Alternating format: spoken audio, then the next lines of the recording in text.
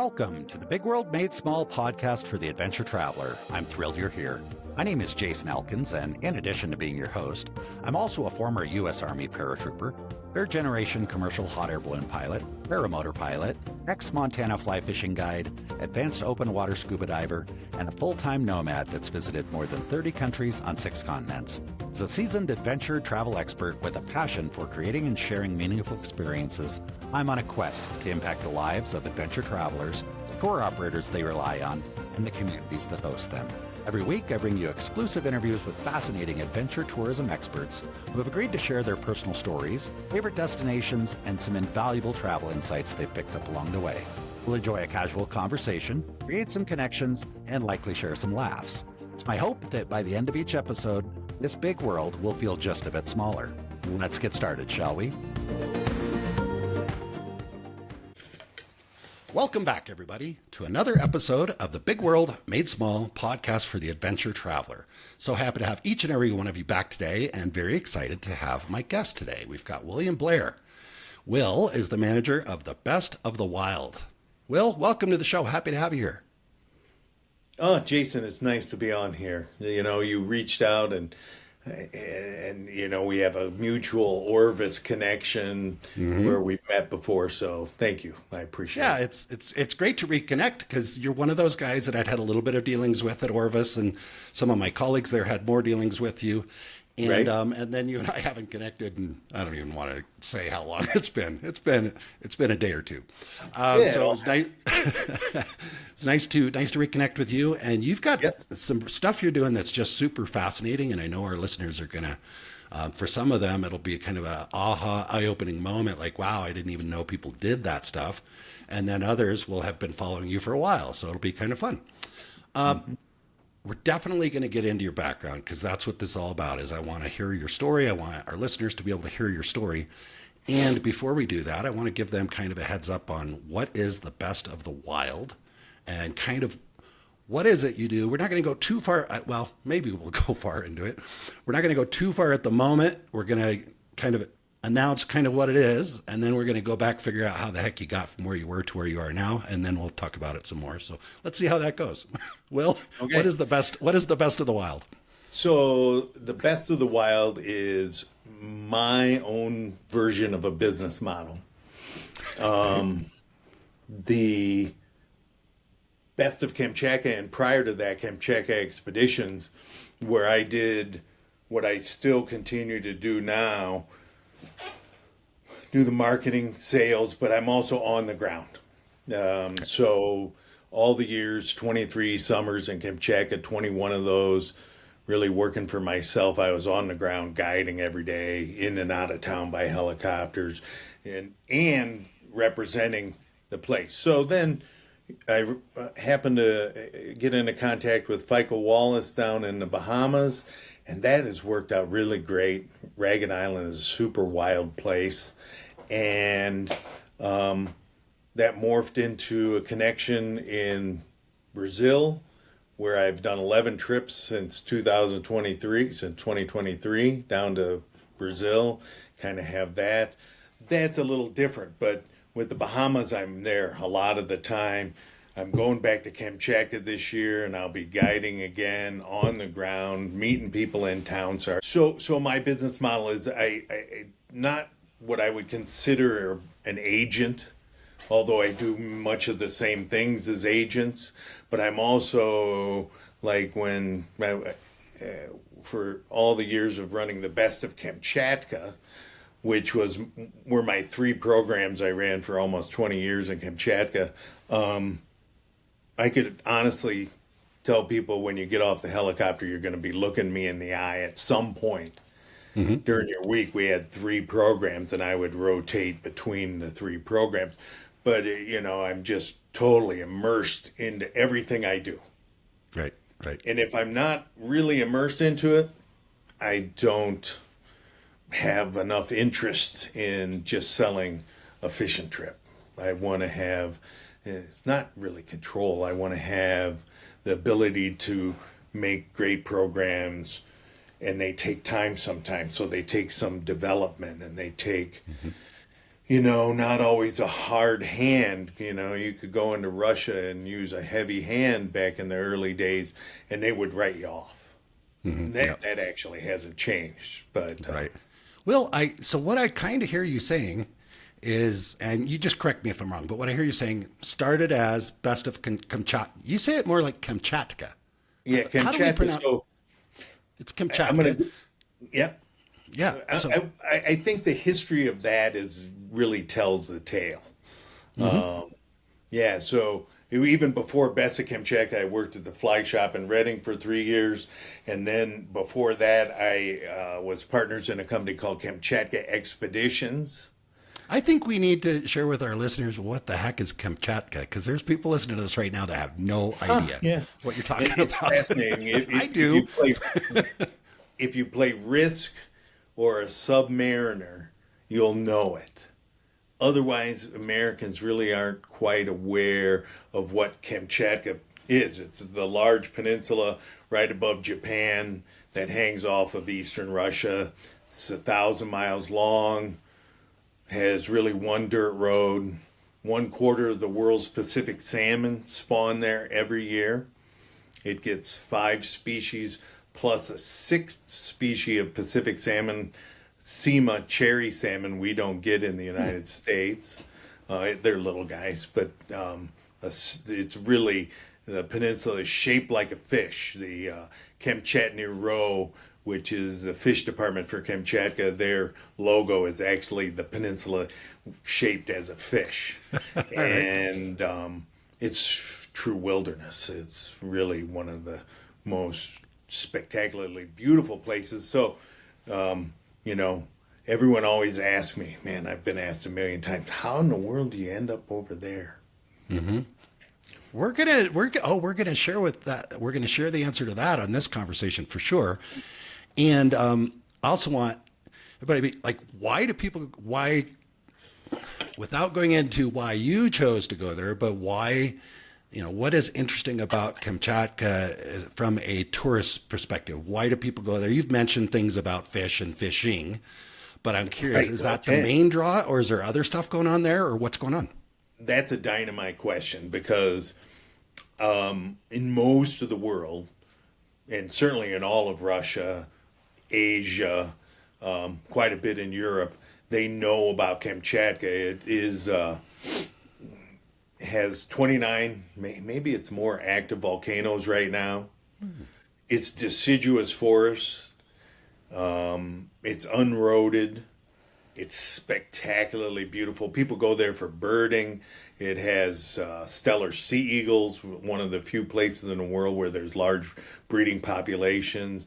Brown bears. My Russian partner does a brown bear viewing program at Two Yurt Lake Base Lodge, where you can see as many brown bears as Brooks Falls in Alaska, but there's, not very many people go there. And so the peninsula is actually growing now. It's become more of a tourist place than it was when I first went there 29 years ago. And so it's growing. They have a brand spanking new international domestic airport. They just opened last year. And there's quite a bit of tourism there for the fish, for the bears. It would be a very close thing to what you would see in Alaska, in Bristol Bay, except more mountainous. There are many 14,000-foot peaks. You have Kamchatka, which is the largest volcano on the Asian continent. It's almost 16,000 feet from sea level. And it's a World Heritage Site right there around Kamchatka volcano and all the volcanoes that are right next to it. And, it's a place where wilderness is still available in an incredibly beautiful setting. It's green and lush and just spectacular, aesthetically. I recognize this could bring up a political conversation, and that's okay. We can discuss whatever we want to discuss. Yeah, it's fine. And the question that I think I most want to ask is, why do you think well, I guess first I should say, from my perspective, it seems like a lot of people don't know where it is. When I worked at Orvis and we had conversations about it, it was maybe the really, serious fly fishermen kind of maybe knew where it was. They've heard of it at least. But why do you think it is that the general population in the U.S., if you said Kamchatka to them, they would not even get the right continent? So, just to touch a little bit on how I feel about it personally, based on almost 30 years of representing Kamchatka programs and being involved, is the Western, but not European. The Europeans know about Kamchatka, but the West, meaning the United States, South America, I bet South Americans know about it, maybe. But Will Rogers went to Russia in 1926 and came home and wrote in the Saturday Evening Post and all kinds of places. And one of the takeaways he had was, I could write anything bad I want about Russia and all America will believe it. Mm-hmm. Oh, yeah. And I have always been, well, initially and for many years, I was very sad about that. I've come to accept it. It's just the way it is. It is a spectacular place in the world and has been voted one of the most beautiful places in the world. And lots of travelers who do big travel programs will know about Kamchatka. It's well known inside international wilderness travel for sure. Okay. All right. And so I get that. And I'm just curious, if you had to guess, and this is probably not a fair question to ask, but I'm just curious, like what you would guess. What if you look at all of the travelers from North America traveling to Kamchatka over the course of a year? I guess the first question I should ask is, do you have any idea what number that is? Well, yeah, let's go back 5 years, 6 years. Okay, so when the war and then we'll discuss the changes. But I'm curious, like how many people go and what percentage of them are going for fishing? Is that like a big chunk of it? From North America, yeah. There's certainly people who go there for birding from the U.S., volcanologists, people hiking and stuff, but it was a small fraction of the number of people that were coming from Europe or Asia to Kamchatka from North America. So for many years, there was a flight from Anchorage to Petropavlovsk, which is pretty short, and that would be 80% fishermen, 5% hunters, 5% travelers. Okay. Maybe 70% fishermen. There'd be Russians going back and forth, but most of the people from North America throughout the opening of Kamchatka, the majority, high percentage would have been outdoorsmen, hunters in the fall, in the spring, and then in the summer fishermen. Okay. And we used to, there would be 100 fishermen going over there, being spread out over 1,000 miles. And so that was, one of the things that was fascinating, because you could go all summer, not see anyone but the people that are with you and on your river and your guests. And it's much the same now, certainly the way we're going to operate. The day the Ukraine conflict broke out, I had 163 deposited customers for 4 full programs. And, now it's changed. There's no longer a flight from Anchorage. I don't know, that's a whole podcast in itself. And so we're going to, in 2007, we went through Korea to Vladivostok to Petropavlovsk. We're going to go Beijing, Vladivostok, Petro this year. But we took, the charter flight was always maybe not. In 2006 and 2006 and 7, they didn't do it. And I took 157 people through Seoul, Korea. And, that was sort of a force of, it was, we had a lot of people booked when the flight canceled. And so, the way I'm running it now, I'm taking 4 people a week. That's it. It's going to be we used to take 18 for all summer long. Yeah, because I think I want to make sure we get back into the history of even pre-Kamchatka for you. But before we do that, this is the perfect opportunity to discuss a little bit more about what's going on, because I suspect a lot of people listening to this are like, I didn't even think you could go to Russia, or why would I go to Russia, or and some people are just more open to doing things than other people, but like, I have it kind of in my mind that I can't really go to Russia right now, and I'm very open-minded. Yeah, I suspect so. So tell us about that. What do you want people to know about going to Russia, what that might be like in extreme Eastern Russia, and just what do you want them to know? Well, so I would say that there's never been a shutdown of Americans going into Russia. The visa process is exactly the same. I just did mine last week, and I'm using Red Star Travel out of Seattle, who I've used since 2004, since the beginning of the Best of Kamchatka, and they basically walk your visa through. We get an invitation, so we'll get into this a little bit differently maybe later, but I have had the same Russian partner since 1999. And he has huge concessions all over Kamchatka, and so for us, for him and I and Svetlana Halavina, our manager since then, nothing's different. It's exactly the same. The flight path through Beijing to Vladivostok to Petro is better than what the hunters have been going. North American hunters have been going in droves for the past 2 years, and again will go this year. Okay. In the fall, my Russian partner has a sheep hunting group from North America coming in early August, and then he has moose hunters coming in November and December. And so now, you said that. Go ahead. They were going through the Middle East, which is crazy. So you go to Istanbul or Dubai, and then to Moscow, and then to Petro. So it's 3 really long flights, crazy. But last year, China and Russia opened up visa-free travel.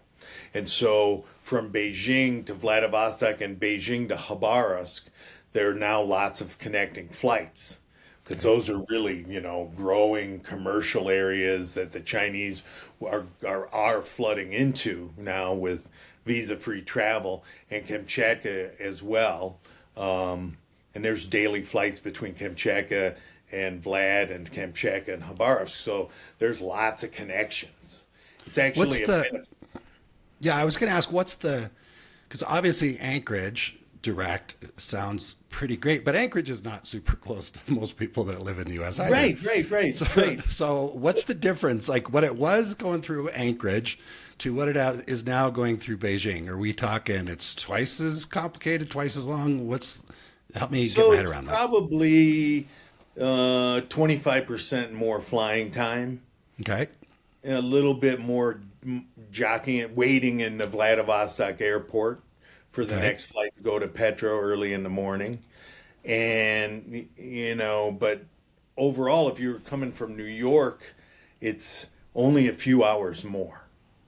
Right. Okay. If you were going to Anchorage, your New York Anchorage is 5-6 hours.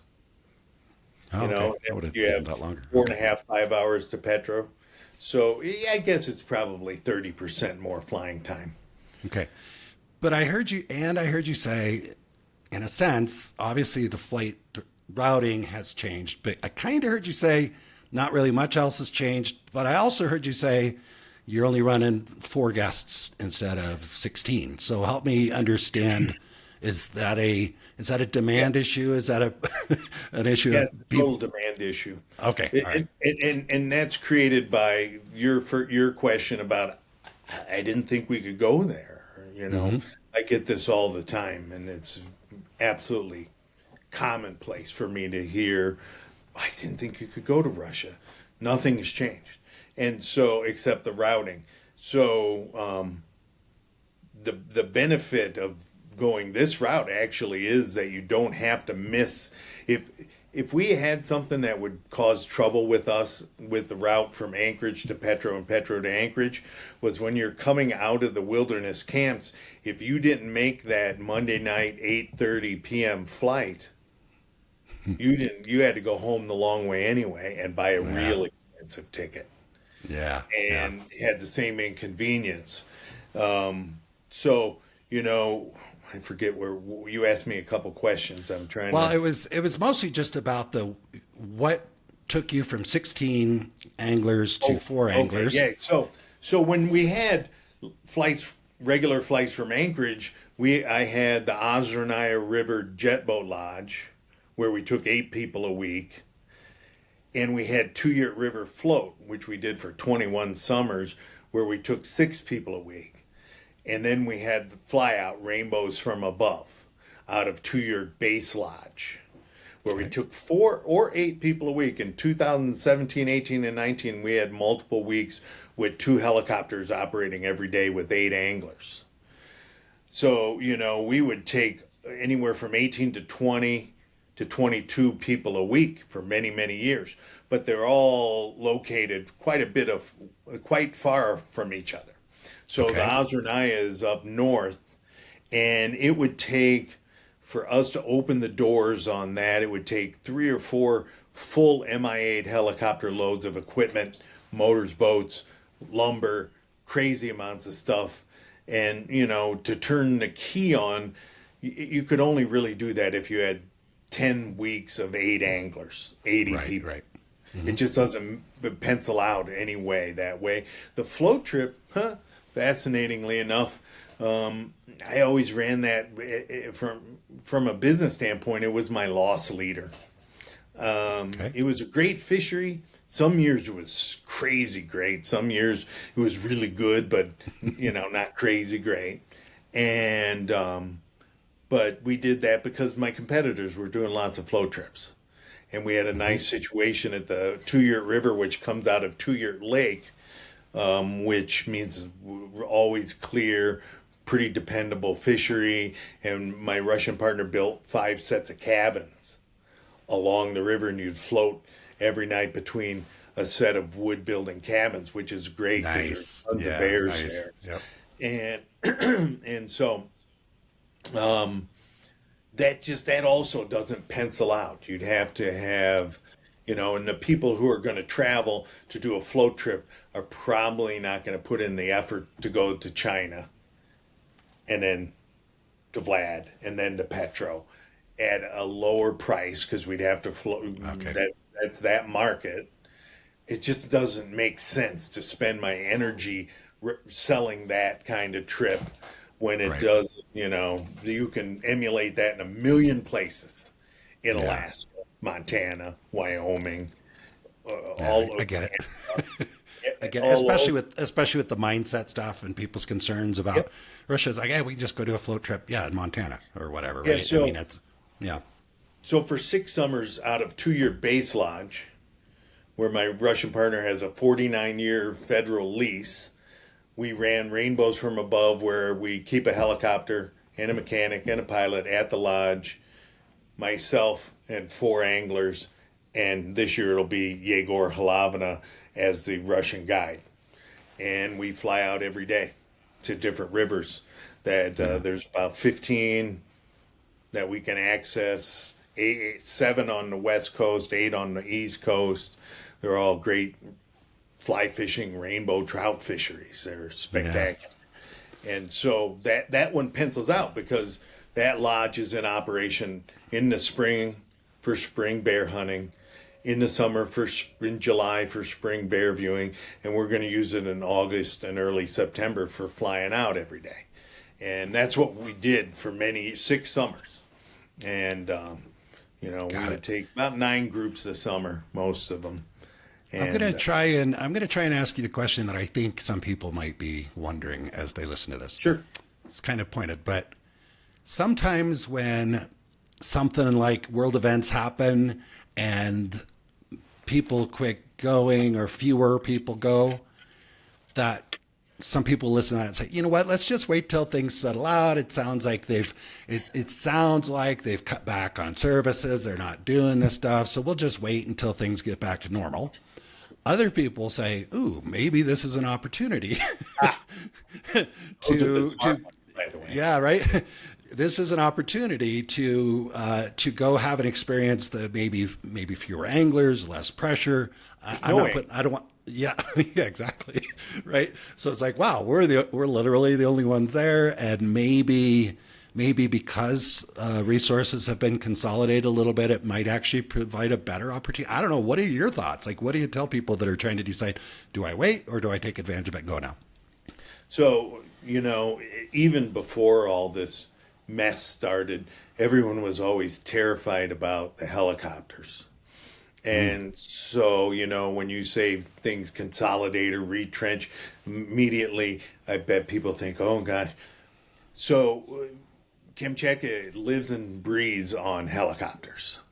Kamchatka Avalini brought in 20 MI8s and 2 MI2s back in 2012 to service the gas wellheads that are on the coast and on the mainland of the west central Kamchatka. And so they're busy all the time. They do lots of heli-skiing in the wintertime. There's inside, I forget if it's 5 or 7 ski resorts, downhill ski resorts inside Petropavlovsk, the city proper. Oh, wow. Yeah, they've had a lot of Olympic skiers come out of Kamchatka. And so as an opportunity, one of the things that's fascinating is the way we as Westerners, certainly I cut my teeth guiding in Alaska, so I saw how that operates, where we're very efficient. We find the fisheries that fish great at the right times and figure out the access that's easiest for the anglers that you can take, get all the flies, exactly how to catch them really, really good, and then, run a program based on very much the pattern of how we did it at the flyout lodges, Alaska, from, all the great lodges, Enchanted Lake, Ilyasca, all the guys who have been doing it for 40 years that have it down to a science. I just transplanted that to this program, and it's fascinating because when I look at a map of Kamchatka, I don't think that there's another spot that could be better for a full flyout program than Two Yurt Lake. So I think it's impossible. And so that gave us an opportunity during those 6 summers to go do all those things, figure out the fisheries, figure out everything. But it's very unlikely that you would find a group of 4 Russians or 4, certainly I don't think the Chinese people would, because I've talked to them about what it costs to do that helicoptering every day. And, it's beyond the price point of what most of them, except the very wealthy, would spend. So these fisheries that we figured out over those 6 summers, and I've been fishing up in that area since 2000. So many, many years up north central Kamchatka, and that allowed my GPS to be really full of spots that are some of the most spectacular spots on planet Earth to go fishing for trout, char, grayling. We don't really, on this program, we don't fish for salmon, but we used to fish for salmon a lot at the Ozernaya jet boat program. So what I'm saying is you just won't, no one will have been to these places because they are not going to run this kind of, I would call it an American style flyout program. Okay. And you mentioned you said something about everybody thinks about, I don't know if you used the word worries, so I don't want to use the word worry, but about the helicopters, because I know enough about this, not anything close to what you know, but I know that when I was working at Orvis and we were having conversations with people about that. We'd hear him say things about the helicopters. Yeah, all the time, man. It's like, if the helicopter's not, our guide told us if the helicopter's not spraying oil, then that's when you got to worry. It's just stuff like that. And so I think I can answer this really well. When I first went there in 1997, Russia was a broken country. They were down and out. And that's when a lot of these magazine articles about fly fishing came out about Kamchatka, and they looked terrible. They were still painted the Soviet orange and blue. Maintenance back in 97, 98, I think it was reasonably questionable. They still, so the thing is, though, they go by international standards, and Russia follows the exact same international standards that we do in the United States. For helicopters, they might do some rebuild things different, but everything else is up to a international standard that they adhere to. And so, like when Kamchatka Avia came in and brought all those helicopters, they're all now painted with, scenes of wolves and bears. They're spectacular looking. So they look like Frontier Airlines or something, right? Oh, they look better than Frontier Airlines. They're spectacular. I have pictures of them on my website or on Facebook and different things, and they're just spectacular. And so, like we with the flyout program, we had Dima and Volodya, and Volodya has right now about 37 years of flying on Kamchatka. And I call him the accountant because he is just all straightforward, no monkey business, doesn't drink. I think I've seen him have a glass of red wine maybe one time. And every day it's the same. He'll always land in a blueberry patch if there's one by the river. Because he picks blueberries and puts them in the big gallon jars while we're out fishing. The helicopter stays with us. And back at the lodge, the company has one of their top mechanics spends the whole season at the lodge. And he checks that thing twice a day. And, all the Russian ones are Mi-2s, Mi-8s are all twin engine turbines. And so they can land on one engine. I've never had it happen, knock on wood. But the fact of the matter is they have really high standards. And the guys flying me, Dima had 18,000 hours in 2019. And he's still flying every day for that company. I think somebody wants me to ask this. You kind of touched on it, which I'm happy you did. You said, I've never been in a helicopter that had to land on one engine. That's good. I think we need to take the question a little further because you've spent a lot of time there. And even with perfect helicopters, we see helicopters crash in New York City or Los Angeles or, things. It's aviation. So we got to be real about that.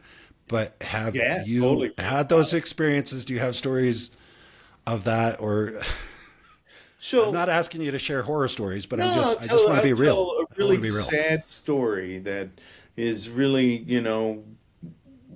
as much the history of aviation in Alaska as it is in Kamchatka.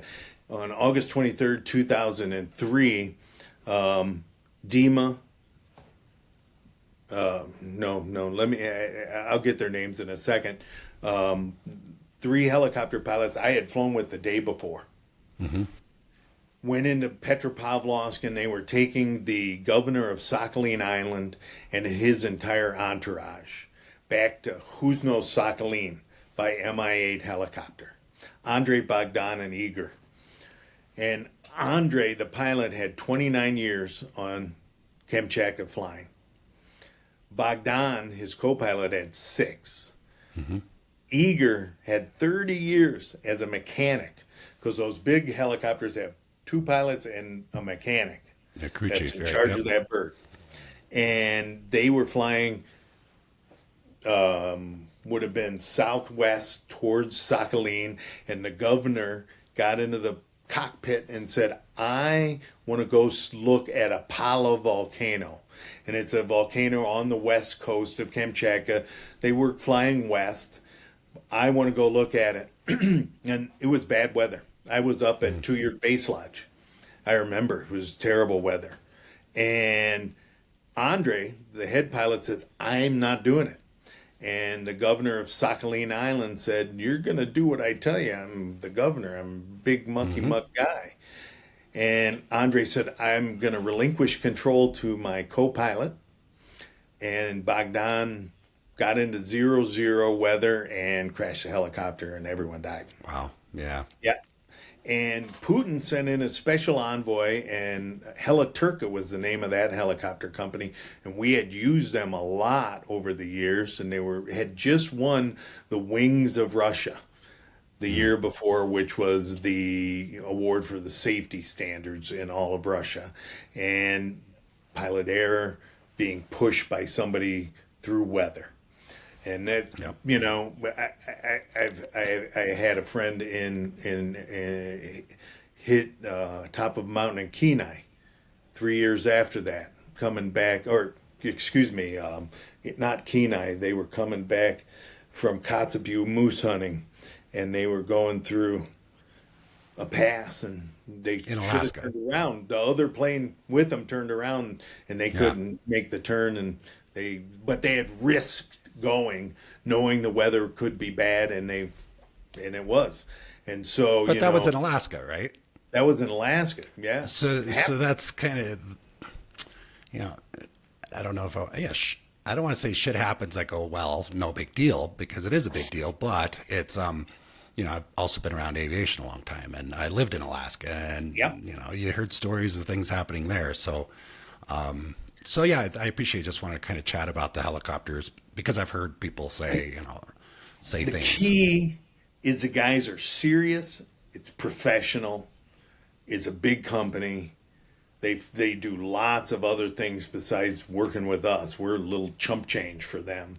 All their business out to the wellheads, they have a beautiful heliport they built back in like 2014 in Petropavlovsk. Beautiful, spectacular heliport. And they do lots of tourism. I mean, in the scope of area right around Petro, say 100 miles, there's a lot of tourism. We are 350 miles away from Petropavlovsk.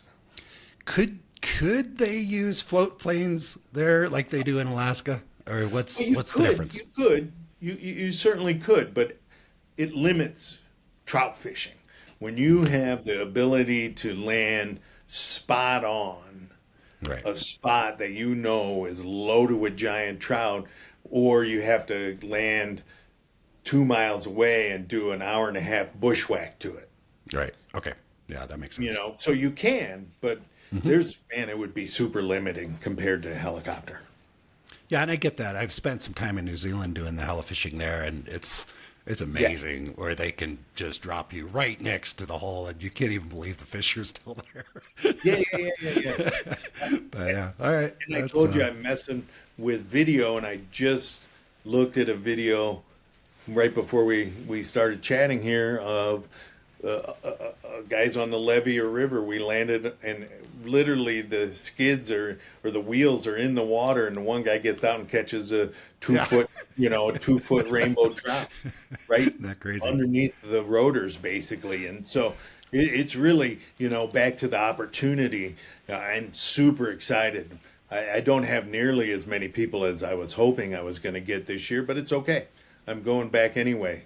And it's going to be super exciting to set foot on those rivers that I bet you some of them, no one's fished, 0 people since we were there. So that's the obvious advantage to going to a place where the fishing pressure has been reduced dramatically. I know enough about fishing travel to know that. Are there any other benefits that maybe are not as obvious as far as having smaller group sizes, or financial benefits, or is it actually more expensive right now, or what would you like to share? So the other benefits, like Svetlana, is going to cook and ran our Oz camp for 16 summers.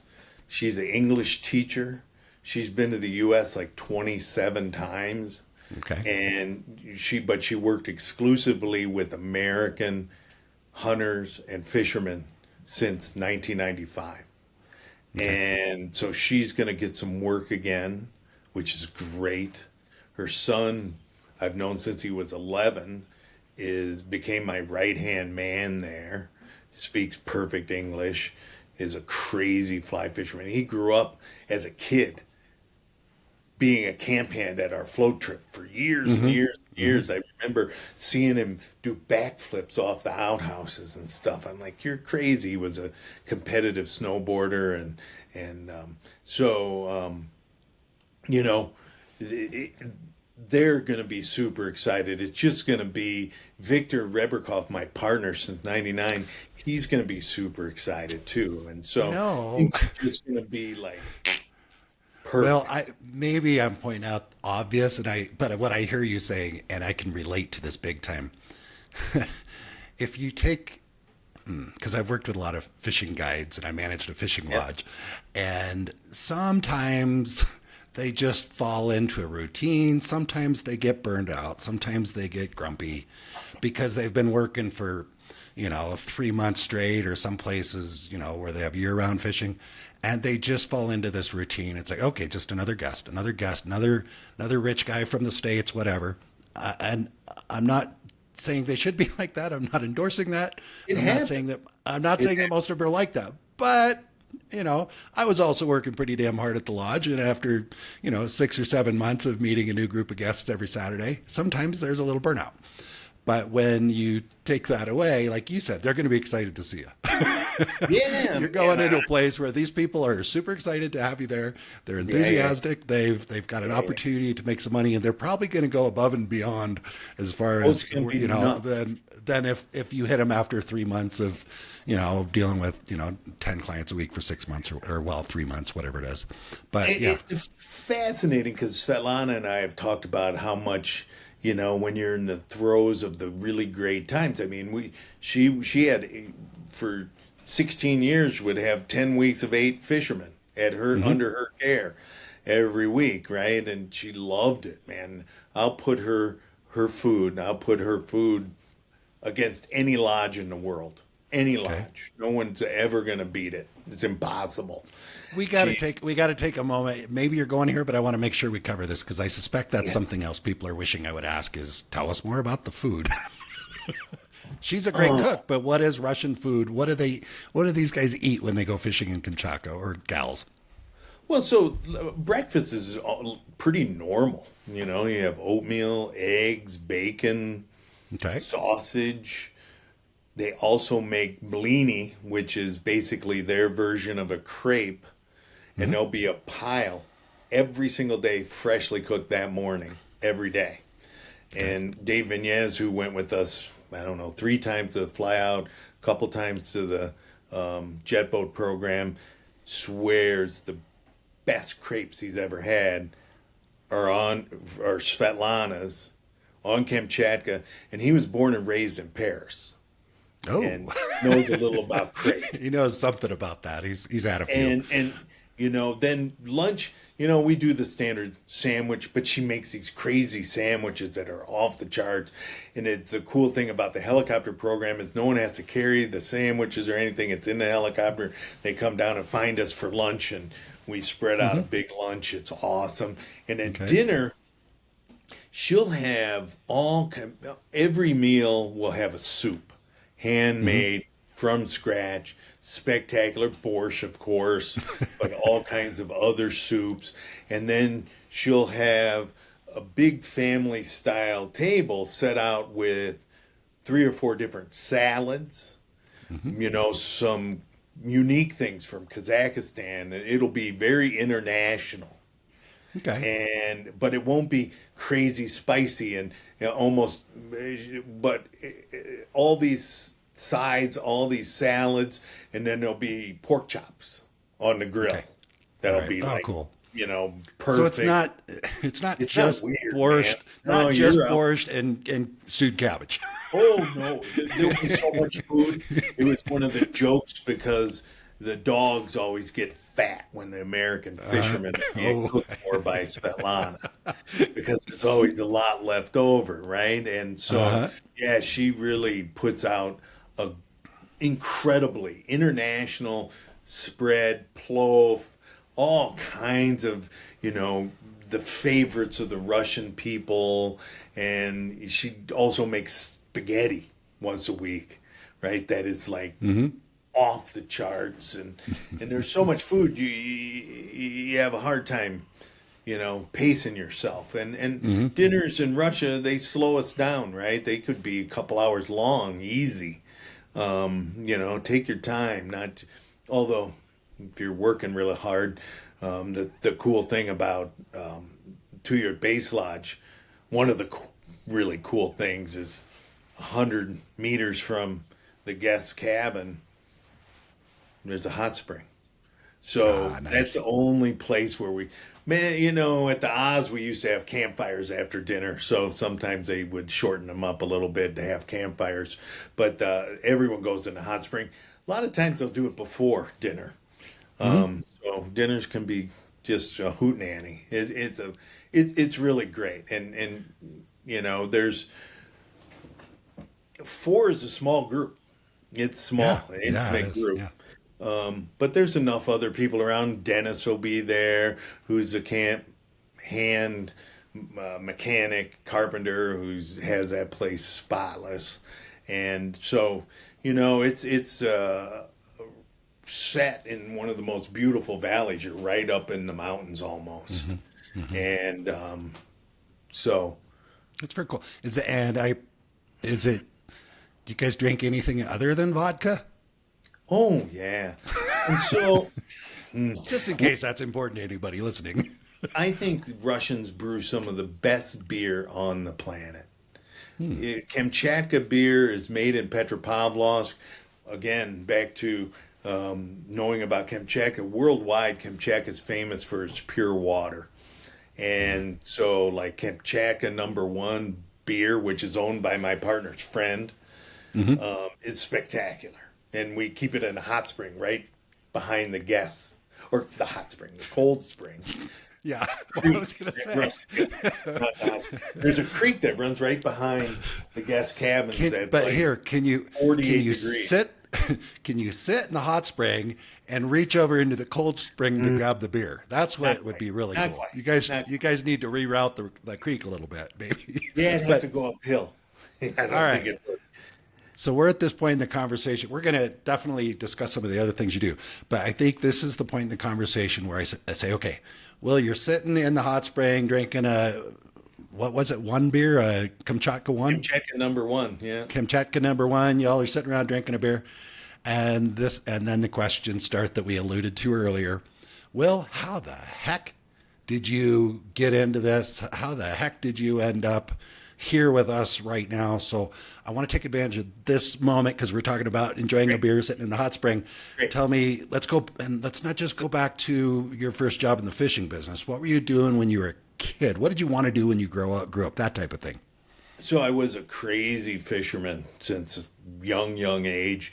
And my folks had a lake house in southwest Michigan on Quarry Lake outside Three Rivers, Michigan. Beautiful glacial moraine lake. And my dad's best friend, Jarvis Petticord, had been a camper there in like 1905 at Camp Eberhart. It's a YMCA camp. And most of that lake is still a YMCA camp. And it's crystal clear. I grew up snorkeling and fishing. I mean, just boats. My dad was a boat guy. I had my first outboard motor and boat when I was 9 years old, given to me. Okay. This is all starting to make sense. you take care of it. Yeah. And so we always were around boats, skiing, really just a little spoiled, but really into boats. And I really loved canoes, and I would put it in the St. Joe River and go to the craziest places where other guys wouldn't go. And, then I got out of college and my dad's friend Jarvis said, what the heck are you going to do with your life now? Why don't you go you're so crazy about fishing, go fish for a living. And before we go there. Yeah. So your dad gave you a boat and an outboard when you were 9 and kind of gave you the license to just either go drown, kill yourself, do whatever, right? Almost. You had a lot of license. Was your mom around was she part of this picture? Was she supportive? What was, I'm always curious. She just wanted us out of the house. That's it. Just Things have changed, haven't they? Things have changed. Back in the day, you're 9, here, take a boat and a motor, go get out, and now you're 29. You'd be arrested for what they did. You would be arrested for what they did. For sure. And now when your kid hits 29, you're like, well, you can stay here. Why don't you stay here, save money? And I'm not knocking it. I'm not knocking anybody's choices. But no, I'm not either. Yeah. So did you have siblings? Free range kids. There were no telephones. And, honestly, my dad was just like, just go do whatever you want. Go do it. He coined that phrase way before Nike. Just do it. And so we were and you pretty survived. Much, yeah. Now, what about siblings? Did you have siblings? I have an older brother who passed away last year from cancer. Okay, but he survived for a long time. So and I have a younger sister who's 6 years younger than me. We're very, very close. She lives in Alabama. That's the only problem. Yeah, were all of you? And presumably, you were exposed to probably the same things. Did they take grasp of it the same way you did? Well, so I said we were spoiled. So my dad said when it was like my 12th birthday or something, he said, you can either get a horse or a motorcycle. And my brother got a horse, and that was kind of his thing. He was slower speed. I got a KX80 dirt bike. Okay. And, that was all she wrote with I was always a little bit of, I like motors. I like driving fast boats. I had a Hydrostream Vandal, which is a little fiberglass boat, 14 feet long that goes 70 miles an hour. Wow. 15. I think my dad was trying to kill me. I'm starting to wonder, he just wanted to see his kid have everything. If I can get rid of these 3 kids, I can go be a fishing guide. Whatever I want. Yeah. No, he was a gadget guy. He loved things like that. So he embraced it all. I mean, he was really, really, really a special guy. And so his friend told me go get a job. So I got a great sporting journal and wrote resumes to 20 fishing lodges in Alaska. And nice. I was living in Fort Collins, Colorado after college. I grew up in Indiana, and I moved out there. I'm curious, what did you study in school? You mentioned after college. Science, a pre-law degree. Oh, interesting. Science and okay. history. Why did you choose that? Do you remember why you number one? Do you remember why you chose that? I wanted to go to law school. So the guy with the 9-year-old with the boat and the motor and the motorcycle was sitting around thinking, man, I want to be a lawyer when I grow up. Is that what I hear? I love books. I was a huge reader. Okay. All right. Yeah, I was a giant. I'm not knocking it. I just want to make sure I'm hearing it right. Yeah, okay. I was very much into history and anti-war. Okay. Very, sort of politically leaning a little bit, but I also wanted to make some money. But, that's really what it is. You've given up on that dream, haven't you, of making money? Just kidding. Jarvis said that. I go to do an interview with Dave Egdorf, who owned Western Alaska Sport Fishing, and he hired me. Was this after you finished school or before after school? I was out of school. I was out of school a couple of years. So you finished school. Were you working for a while? I just want to fill in the little gap between. I'm going to be a lawyer. I graduated school. What did you do before you? I went and worked in a law firm in Texas for about 3 months, and I said, "There's no way I want to be involved with this business." Okay. Yeah. I think that, that's that an important, cured me of it. that's an important step to discuss. My lifelong, to this day, best friend owns a third generation Ford dealer in Hobart, Indiana, Hearing Ford. And I had messed around selling cars and stuff with him, and he's like, come back. And so I was, doing that. And that's when I saw Jarvis, and I had moved back to Colorado, and I was just kind of floating around fishing and working at car dealerships and fishing. I mean, I bought a drift boat, fished all over Wyoming and Colorado in my drift boat, and Utah. And that's when Jarvis said, go get a job. And so I did, and went to work for Dave Egdorf, and I loved it, lost my mind. The Upper Nushagak is one of the prettiest places on planet Earth, and really just was gonna, that was where I was going. But did he hire you as a guide, or did you do the whole, like, I'll do anything, I just want to be in the camp, I want to learn? But you went straight in as a guide.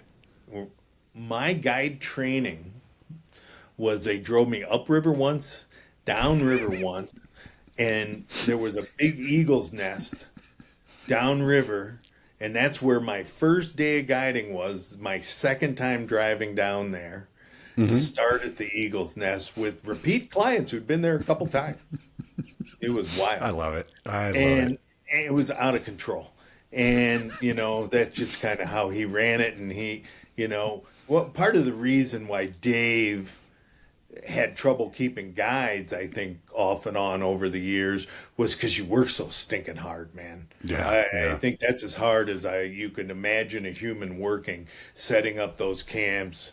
We set up both camps, rebuilt camps, chopping down trees for firewood. It was over the top hard work. And, a lot of guys don't want to do that for very long. And so they come through a couple years. And so, but I ate it up. I loved it. Do you remember that first? It sounds like you remember. You said you drove down to where the eagle's nest was. Do you remember anything about your time with the clients? Like, did you suspect they knew? I remember it perfectly. I bet you do, because I remember my first guide trip. I remember every minute of the first guide trip I did. It was also the first guide trip I'd ever been on, because I'd never been with a guide. Me but too. I was the guide. Yeah, so I'm relating to this. All right, so did your clients know that it was your first day? Jed Garthwaite was one of the clients, and Jed had actually, I ended up guiding him in Kamchatka in '97. He was a big pain in the butt, and he just thought he knew everything. And it was him, and I can't remember the guy with him, but he was a doctor, and very tender, nice guy. Remember, he was just a really nice guy, and Jed. And they had been there the year before, and that would have been '93, and that was a super low water year with heat. And the king salmon on the Upper Nushagak there, you're basically fishing the numbers of rainbow trout around spawning king salmon. So in '93, it was hot, low water. The king salmon started spawning right away. All the rainbows came in. It was all when they were there. My first day, water's really high. Which means hard. What I hear you saying, and I don't know that river, but I think I hear you saying the fishing was really good and easy the year before. Is that what you're saying? It tells me, I'll tell you where to go. Yep. And I'm like, I remember. And he was with Paul the year before, who had been there a few years, good fisherman. And I had heard about him, and I'll tell you where to go. And all morning we fished the spots, and I could see there's not going to be any fish there. It's the middle of. They were last year. They were there last year, and at lunchtime I said, all right, guys, I'm guiding the rest of the day. And I put them on big holes by the staging kings where the rainbow schools were hanging out, and we had a great day. And I learned just such a huge lesson that day, that you have to, if you're the captain of the boat, you have to take control, but also know what you're doing. That's the thing. If you take control and get control, and then it doesn't work out, that can, especially if you're going to be with them, the rest of the week. But luckily, I got lucky, maybe, but I was a fisherman. I knew I had been there for a couple of weeks. I kind of knew what was going on. So I remember on the Yellowstone, my when I first got started, guys would be like, "Well, we fished here last year, and we used these big salmon flies and we caught a lot of fish, so we're going to use these, salmon fly. Like this is what we should use." And I'm like, the hatch was salmon 2 weeks flies. ago. That was like 3 weeks ago. That's Yeah, done. yeah. And Yeah, you sometimes just have to let them struggle for a while until you're like, Yeah, yeah. okay, are you sure. ready? Are you For sure. Are you open to a suggestion now? And then you switch over to something you know is going to work, just to get that immediate. And then they listen to you the rest of the day. I remember that. And with salmon, with salmon moving around systems, it really changes location, and what they're eating and things like that. So you can be completely off, or you can be spot on. And it's part of a guide's job to know what's going on. And so and to deal with the client. I shouldn't say deal with the clients. To work with the clients, to be a to leader. massage 'em. You're an entertainer. A leader, Right? or sometimes a therapist or a coach. I remember so many yeah, days You're all those things. floating down the river with a client in the front of the boat talking about their upcoming divorce or their past divorce or their this or their that. And it's just, so there's a lot of But skills they involved. all want to catch fish. So for me, it was always about, production of the actual thing that they came to do. Mm-hmm. And I would say that I would force people to catch fish against their wishes on their fishing trip, right? That might be where attempts not to. that might be where you and I are different, and that's why I'm doing a podcast and you're still fishing. Yeah. Because I just like to talk and have conversations. I still eat it up, man. If I can make that guy catch a fish. So I ate that all up. I loved it. And then while I was up in Alaska, out came the May 1994 issue of Fly Fisherman magazine. Very cool. Right there's the word Kamchatka. All right. Yeah. So for those listening that don't see it, he's got, you said May, what year? 1994. 94. And you saw Kamchatka on the cover of Fly Fisherman magazine. This magazine I'm holding in my hand right now. The exact There's an one you're article holding in called- your hand. Yep, Kamchatka Russian Rainbow Frontier by John Randolph. Mm-hmm. And it's more interesting to me now than it was then, but it set me off because there's all these pictures of giant rainbow trout, one right after the other, in a place where there's no people. Yeah. And I was like, oh, I want to go there. And at that time, there's actually in the movie, very popular movie back in 2008 called Eastern Rises, the Fly Shop made, they interview kind of the lead guy, and he says, oh yeah, when I worked at Katmai Lodge, they told me I was going to go to Kamchatka.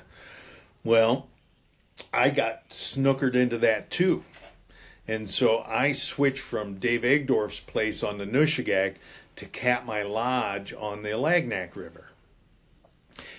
Katmai Lodge were Tony Sarp, the owner of Katmai Lodge, was the guy sending people to Kamchatka with a relationship with Anatoly Kovalenkov, who owned a company called Perga. And so I interviewed. And this is funny because I didn't interview with Les, the manager, Tony, the owner. I interviewed with the guys who were in that magazine article. Equal Heart, Les Jacober. And I actually, in 95 at the Denver ISE show, interviewed with those guys for the job in Kamchatka. And they're like, yeah, it's great.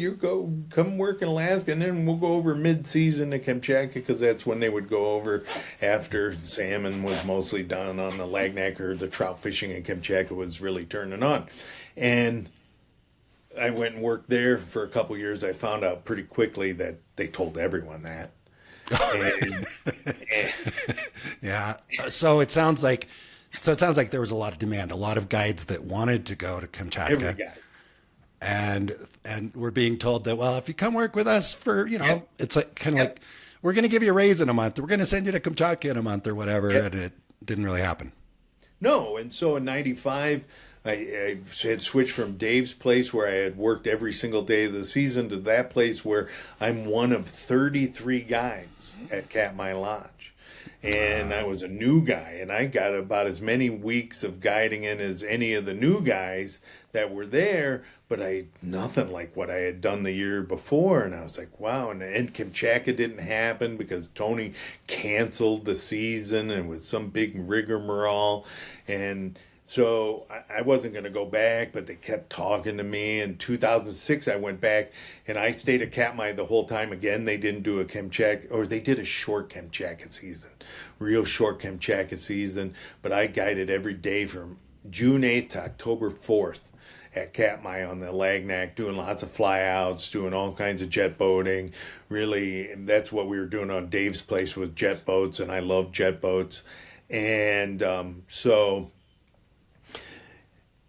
that year, that winter, Steve Perry, who was a Canadian, super great guy, great fisherman, quit, but he was one of the guides in Kamchatka. Mm-hmm. And he went and actually was head guide at Dean River Lodge in Canada, and I got his spot, and they sent me over. What do you think it was that helped you secure that spot? When we rebuilt the dock in front of Katmai Lodge that summer of 2006, I pounded nails next to Tom Hagen, the head guide who had worked there for 23 years, all day, every day for about 2 weeks. I think that got me the job. They knew I could work like a maniac, and I can talk, and I've been around. I can get along with pretty much anybody, and I was doing a good job guiding. I like the fishing part of it. So, I'm happy I asked that because I've been around a few fishing guides that are like, no, I'm a fishing guide. I'm not a contractor. I'm not a construction whatever, right? But what I heard you say, and I'm happy I asked, was that effort to be a team player probably, but also just the proximity, just being close to people that are influential and doing it in a way that you're helping them and you're working with them. And it's a great opportunity that I think a lot of younger people, whether it's in guiding or just general in life, it's so anyway, so thank you for sharing that. The thing about it was a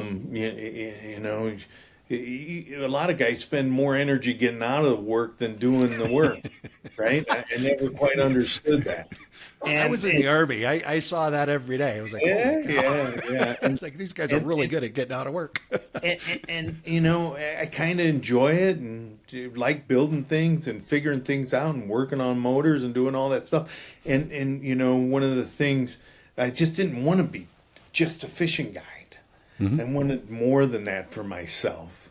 Mm-hmm. And then I went to Kamchatka, and I was like, wow. This is something. Because we didn't see a single other person that first year or the second year. Zero other fishermen. Nobody. Ever. And I mean, the only probably thing a big adjustment after Alaska. Bears and the dogs. I mean, if everyone's honest about Bristol Bay, Alaska, you're going to see other planes and other fishermen. It's just the way it is. Mm-hmm. Kamchatka, you see no one, right? Or anywhere in the U.S., like... Madison River, the Yellowstone River, any of these places, it's really, really weird. Like if you showed up on the Yellowstone and there was no one there, you'd think, oh my God, the fish must all be dead. Yeah, is there a fish kill? What's going on? Is it closed for the season? I better check and make sure that, No, I was just that's like, cool. Wow. And the fascinating thing is Jupanova River, which I went to, and, I got to Kamchatka's 97. And like I said early on, the people were really broken. And it was really, they were very poor. In the apartment I stayed in the first night, I was like, wow, this is something. But then I got to the lodge, a beautiful lodge. And Andrei Konovalov, the manager, and his wife, Marina, they both spoke perfect English, are just incredibly bright, lovely people. That I would have coffee with Andre every morning before everybody got up because I'm still a pretty early riser, and you know, it was just and there was no people, there was no planes, there was. And I was like, wow, this is really something, man. I don't know what to think about all this. And then in the winter of 97, the two guys who were my boss over there quit. And then the owner of the lodge said, come sell fishing trips in my office in Washington, Seattle. And you'll go back to Kamchatka and do all this stuff. So I worked in the sales office for Katmai Lodge and started doing the sports show circuit and the mass mailers. And he handed me giant cards, stacks of cards from past sports shows. And I cold called for months before we started the sports show thing. And wow. I love that too. It was great. It's one of the great things about my job. I called a guy who's very interested in Kamchatka this year. He sent me an email, and I saw that he had sent me an email with his phone number in 2016. Wow. And I called him the other day on the phone, yesterday maybe it was, or day before yesterday, and he picks it up and he says, who's this and what's this pertaining to? Mm-hmm. And I said, this is Will Blair from the Best of the Wild, Best of Kamchatka, calling in response to your email about fishing. Mm-hmm. Oh, Will, how are you, man? We talked back in 2002, blah, blah. Their whole attitude changes. Yeah. Right? As soon as you start talking to these CEOs and guys about fishing, they're like little kids. I've done both. I've been in the travel and fishing business quite a good chunk of my life, but I also did real estate for a while just to try and make an ex-wife happy. And trust me, the reception's not quite as good when you call and say, hey, are you still thinking about selling your house? If you're going to sell your house, where would you go to? It's totally different. Bye. Right? Yeah. Well, I'm talking to you about fishing. Yeah, man. Oh yeah, absolutely. Tell my appointment.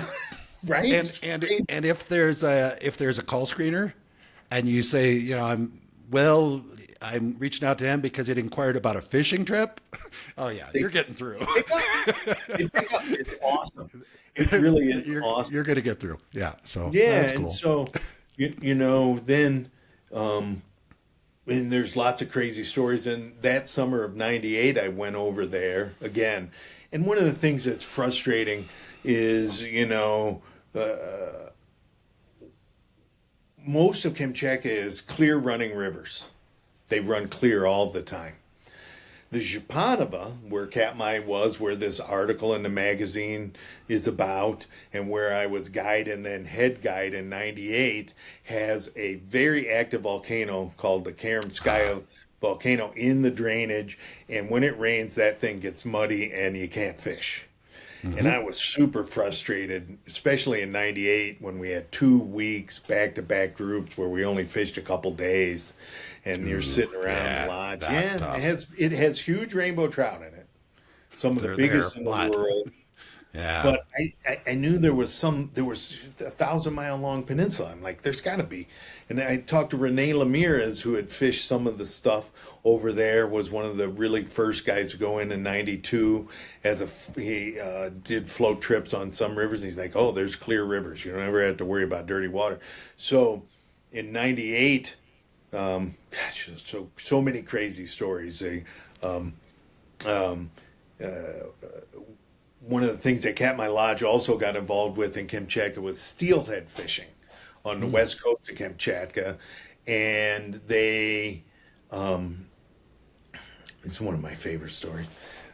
So the steelhead program on the Sobochanaya River, huge steelhead, 20-pound fish. Wow. Tons of just incredible wilderness, middle of nowhere. No one's fished it probably since 1999, by the way, for steelhead. Mm-hmm. And so the owner of Katmai Lodge has a different partner than the guy I'm working with. So he's working with a company called Jan and Coots to be the outfitter for the steelhead program. I happened to be in town in Petropavlovsk and got called to a meeting, and we were supposed to have 6 groups of steelhead fishermen. I was going to go guide that year for steelhead first time and the only time I did it. And I got called to a meeting with Andrei Sitsko, the Russian guy who I had met, and a woman from the Wild Salmon Center. And Andre, the outfitter, he was partners and outfitter.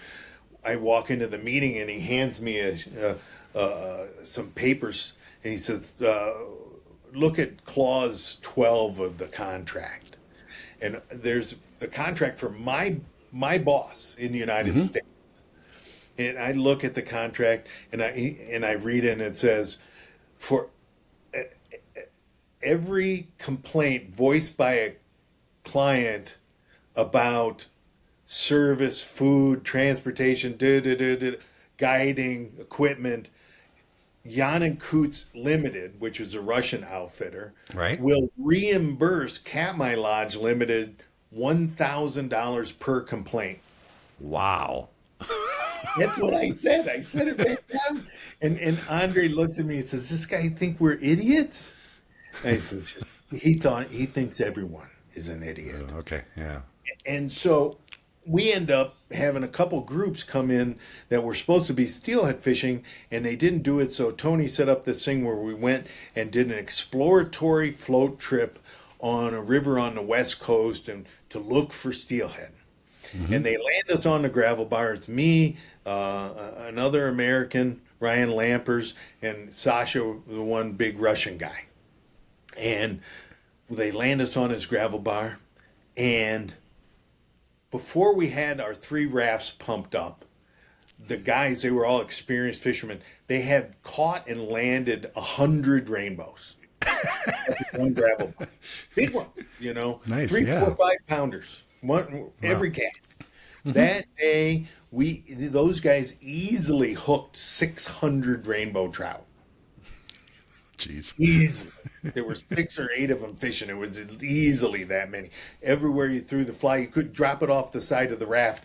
A 2-foot-long rainbow trout would come grab it. Yeah. It was like nothing I had seen at the other place, at the other river. While they were bigger, you catch 4 or 5 a day. Right. Per guest. Yeah. This place, and we went back the next week, and the next week was my 31st birthday, and we did an overnight float with Marn Hornblower, who was 89 years old, and was there with her son and her grandson. Oh, cool. And we had plenty of guides and plenty of people, and they told me to fish on my 31st birthday, and I landed exactly 100 rainbow trout on a mouse fly on the surface that day on my 31st birthday. And it's the most miserable day of fishing I've ever had. Because literally the helicopter's running and I'm trying to catch number 100. And they're trying to get me on the helicopter, right?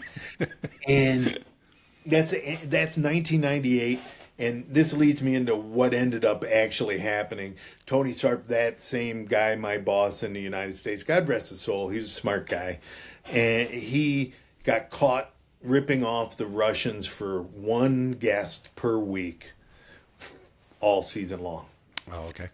Anatoly Kovalenkov, the Russian owner of Perga, and Cretchet Helicopter Company, and Sockjoy Furrier Company is a big mucky muck, told me that day I was leaving, he said, "Tell your boss never to contact us again. We're done." Okay. And so I went back and collected my last check. I knew I wasn't going to work in Alaska. I had seen the Promised Land. I had seen the Kolpakova. Yeah. I mean, that overnight float, we hooked 1,000 rainbows in 2 days. It was crazy, insane. And I was like, wow. And a crystal clear river. So I went home, I get home, and I quit my job at Katmai Lodge. I had met my current wife. We're having our 25th wedding anniversary. I met her at Katmai Lodge. Wow.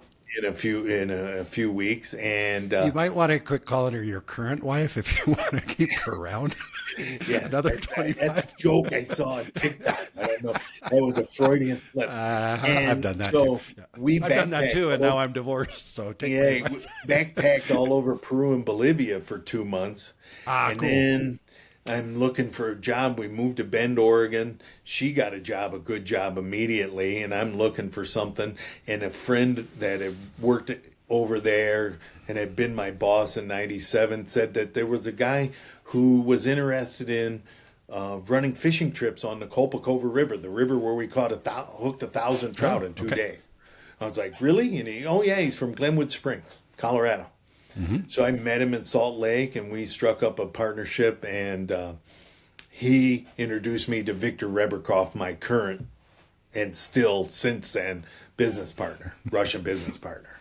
And we ran for 3 years, we ran a jet boat camp on that river, the Kolpakova. And that's when I started doing lots of sport shows. I think I did 12 sport shows that year. Is that when Best of Kamchatka was coined? That was Kamchatka Expeditions. Okay. That was Kamchatka Expeditions. And, most people, when they hear these stories, go, but I'm not the only one. There's lots of these stories. I can tell you about recent ones.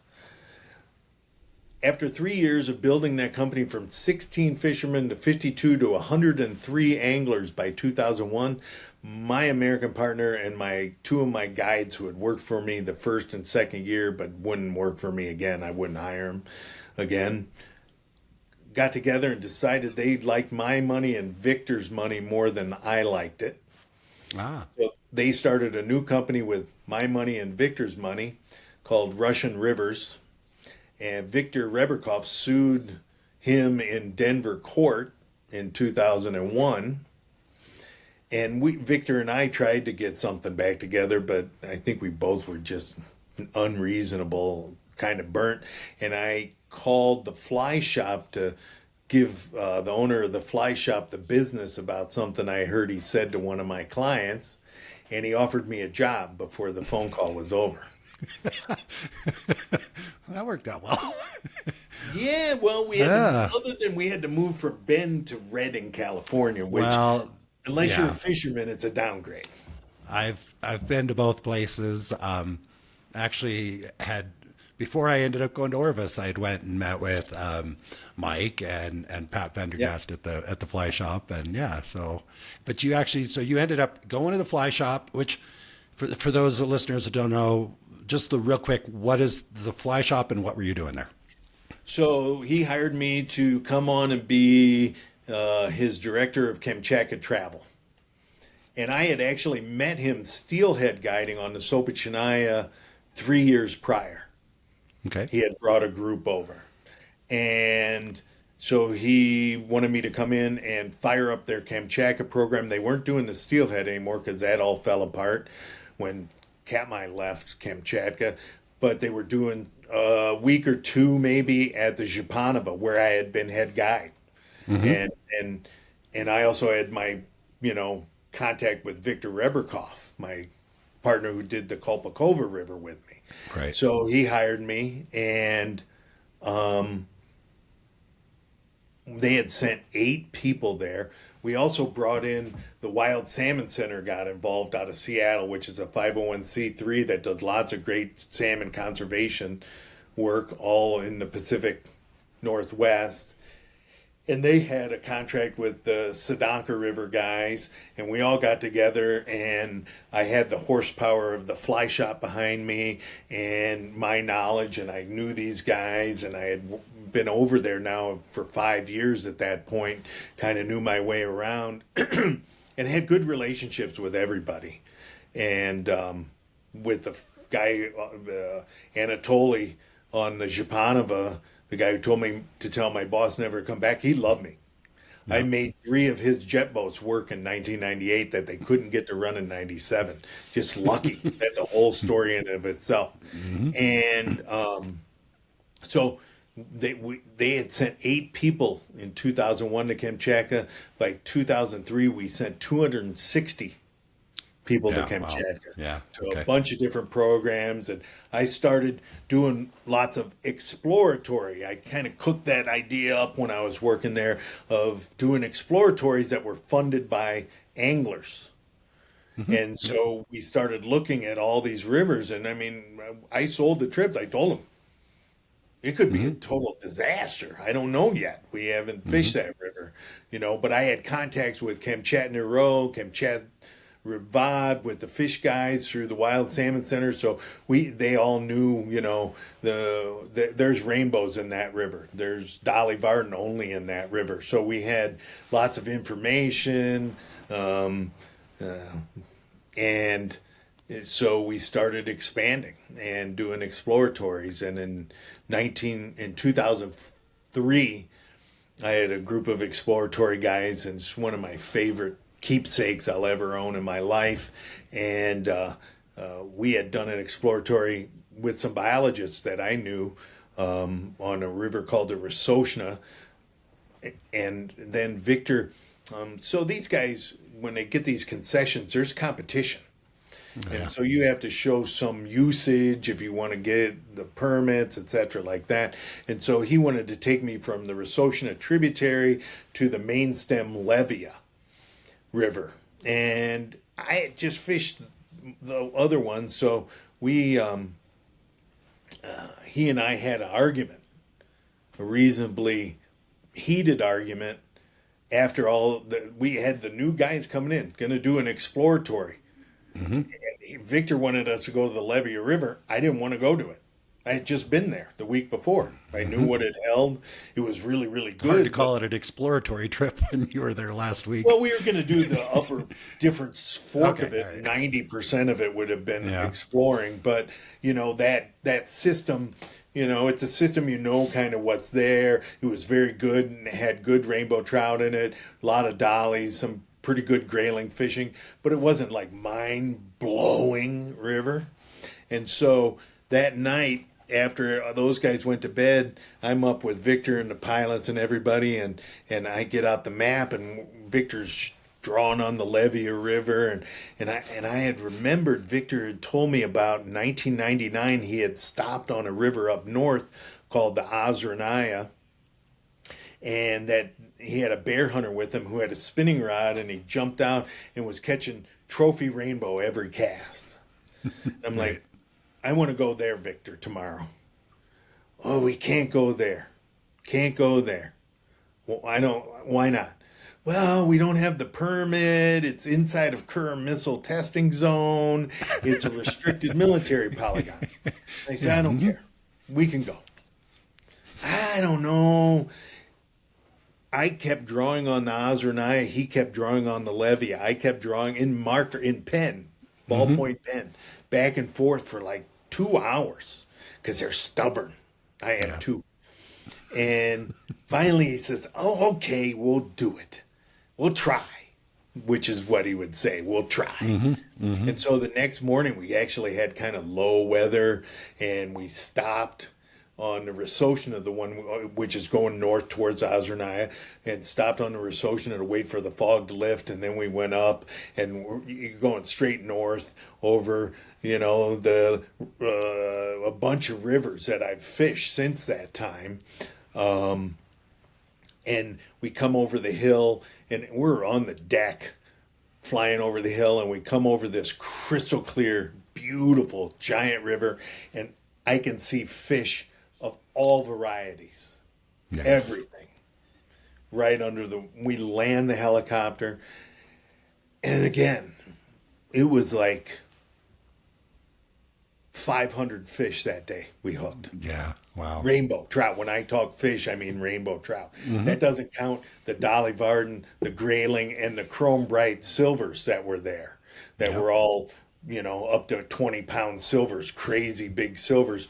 I was completely blown away, because the grayling are all 19, 20-inch grayling, which are close to world records. Yeah, Dollies, that's big. 30 inches that first day. I was like, wow. And rainbows that were huge, 25, 26, 27-inch rainbows, big ones, lots of them, as many as you could catch. It was crazy.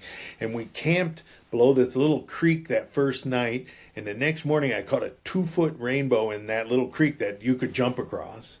And I walked up on the bluff above there overlooking the river, and Sasha and Drushin was with me, and I told him, I said, this is where we should build a camp.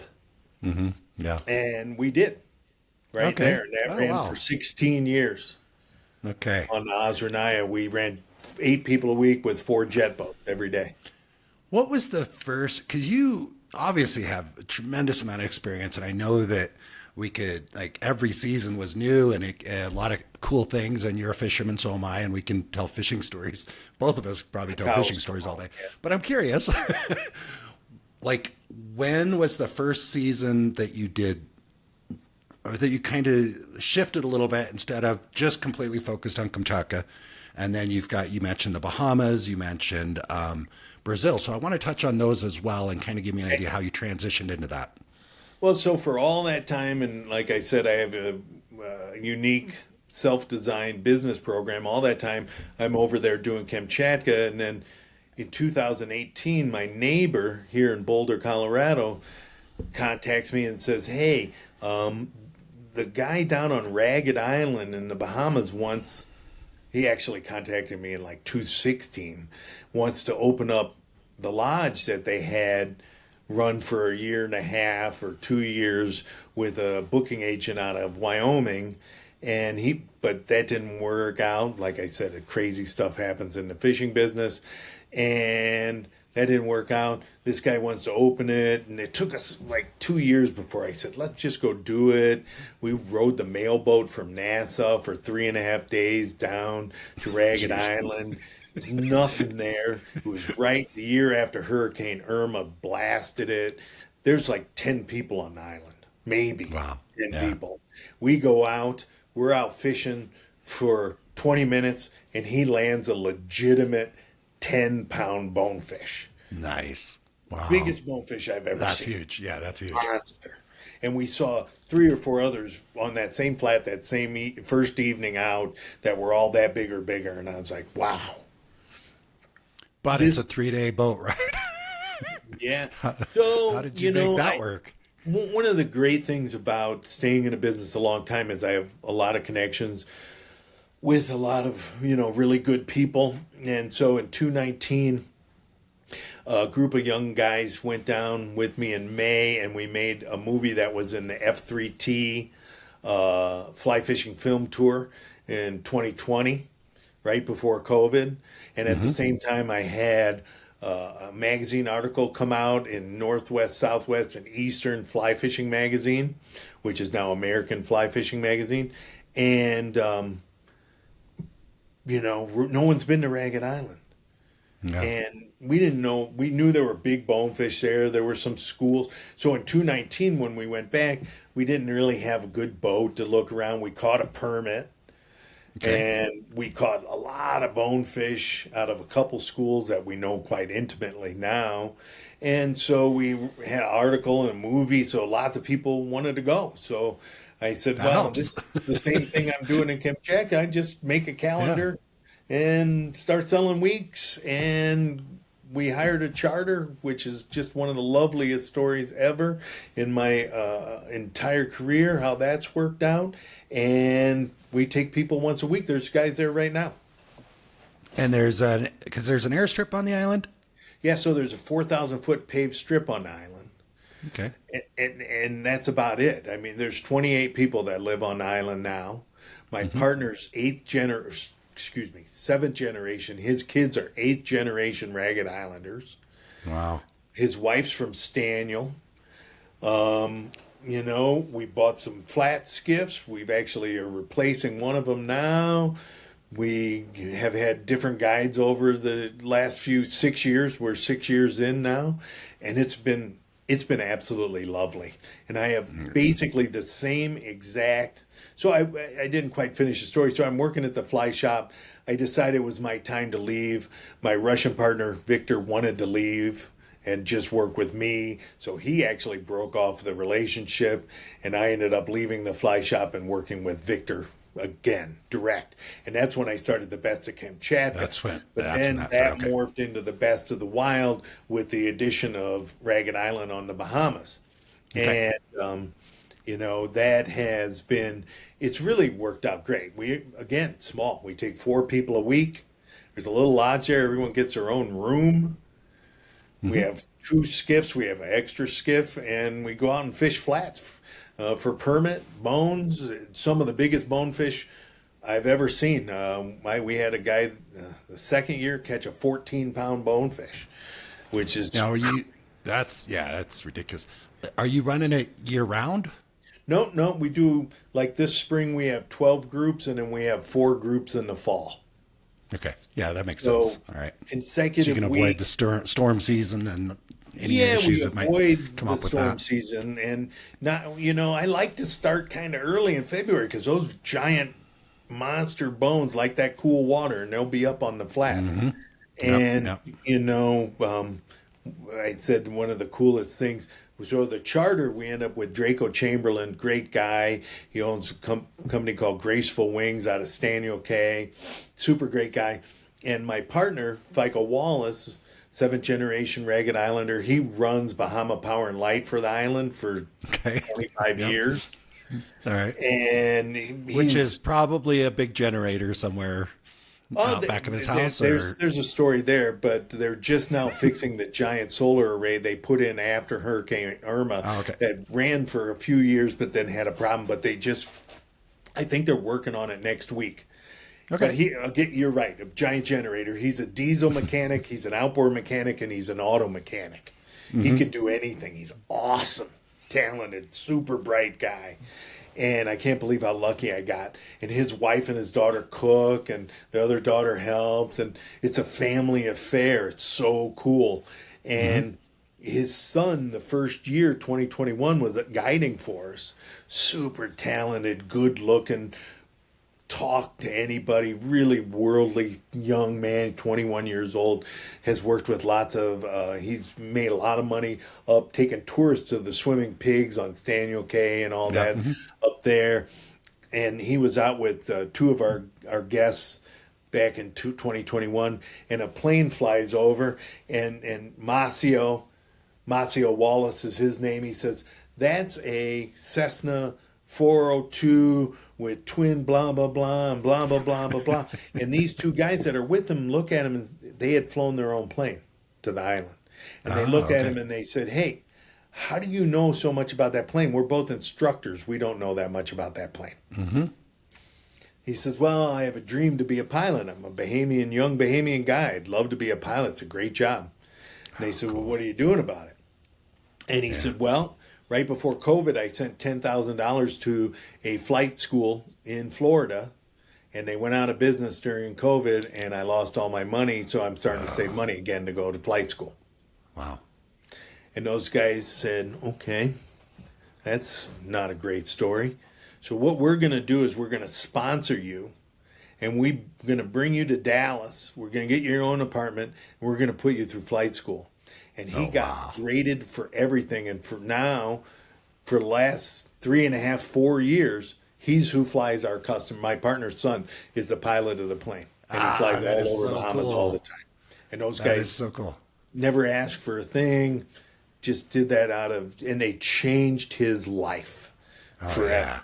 Yeah. It's super cool. That's a great story. Wow. Yeah.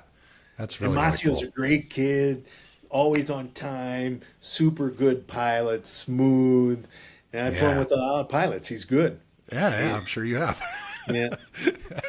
That's a super, super cool story. Do you want to touch on what you're doing in Brazil? I don't want to miss anything, but do you want to touch on what's going on in Brazil? Brazil is a fascinating thing to me, because I went down there and I had the opportunity to go to these places that are, 2 were untouched. One hadn't been fished in like a decade. The other had never been fished. We ran a season last year on the one that had never been fished. We probably missed the mark because of going too early with water. It was too high. Yep. And the other one, it's interesting. This is, Brazil is a little bit tougher nut to crack because it's a really well-developed sport fishery. And so there's lots of fingers in the pie. And I have the ability to send people to a bunch of different places, but I haven't really, sunk my teeth in totally with a place that is the same level of trust between ownership Yeah, yeah. And you have some experience with that. Yep. Yep. Over the years, so I can understand why you walk into that. I do want to ask you, because you mentioned it's well developed. I've been to Brazil twice, once to a lodge that catered really to mostly Americans, from North America. Agua Boa. But yeah, exactly. And the other one that I did was more of a remote, kind of one of those things where they've got the boat and pull the cabins behind it. Yeah, yeah. So I think there have been a couple over the years, and it's been a long time. But when I went on that one, it was almost all Brazilians, like all the guests, and it was a totally different experience, not in a bad way.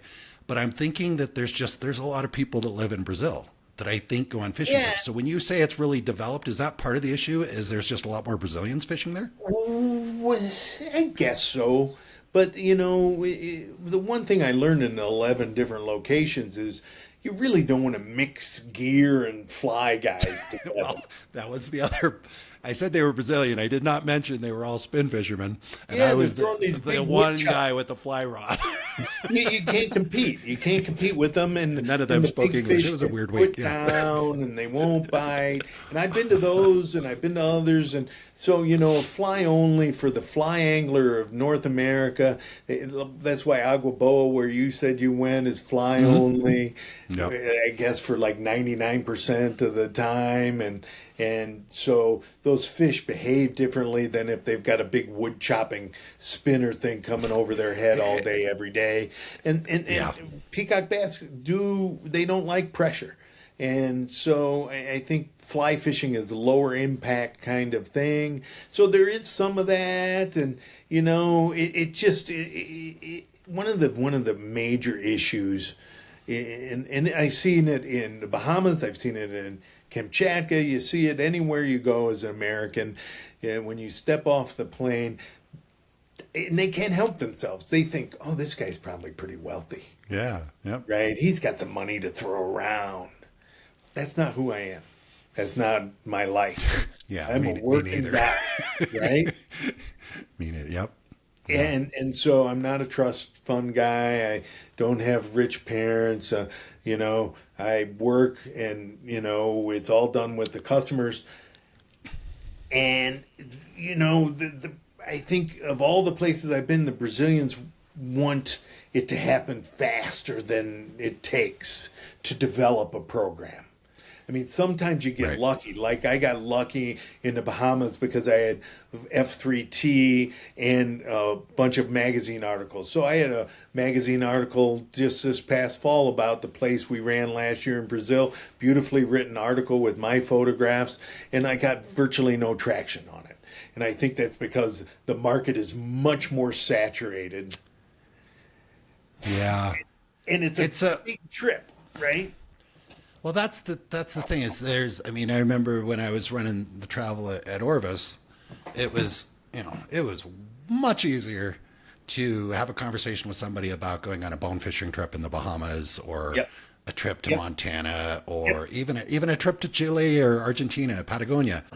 And whereas I think Brazil, like in my experience, we sold Brazil trips for a long time, but we'd get one or two people here and there that maybe would want to do it, unless I did a group trip. And that's when I went to Agua Boa. It was literally because I just went out to all the guests that had been with me in other places and said, hey, I'm going to Brazil. Do you want to go? And they said yes. I don't even know if that's because they wanted to go to Brazil, honestly. Yeah, and that was true. Yeah, yeah. Last year, we did 5 weeks, and I think 3 of them were people that have been with me to Kamchatka, been with me to Bahamas, and they're like group trips. Like, I guess Kamchatka and the Bahamas is sort of like group trips, but one of the things I learned a long time ago is I can't be everywhere all at once. And when I was doing my 3 programs in Kamchatka, I would rotate through them all during the season and then do exploratories. So at any given time, and then my daughter was real little for much of that time, and I would come home for a week or 2 and then go back. So I never get, if you can't have, you have to have the people who are helping you be trustworthy enough to do a great job. Yeah, yeah, and exactly. It's one of the things that is challenging about the hosted deal that makes me different, though, is when I got off the helicopter in Kamchatka at any one of the three programs, I was going to be the guy running the jet boat. You weren't just the host. Yeah, I'm not the host, man.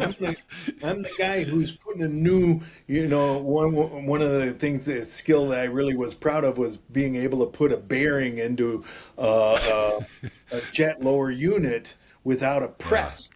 And the Russians taught me how to use hot boiling water to get it done. And the guests will be in eating dinner, and I will have guided all day, and I'm out there pressing bearings. Right?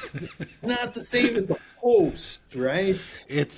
I get it completely, because when I was at Orvis leading group trips, I was the host basically. Yeah. I was there to just kind of make sure everybody's having fun and somebody to ask them questions about their day and stuff like that. Yep. Where when I managed Turn of Flats in Belize. Oh yeah, you know that. Where it was like, okay, all day I'm running around with the landscaper or the generator guy, or working on the boat engines, or going into town to find a certain size of screw or light bulbs or whatever.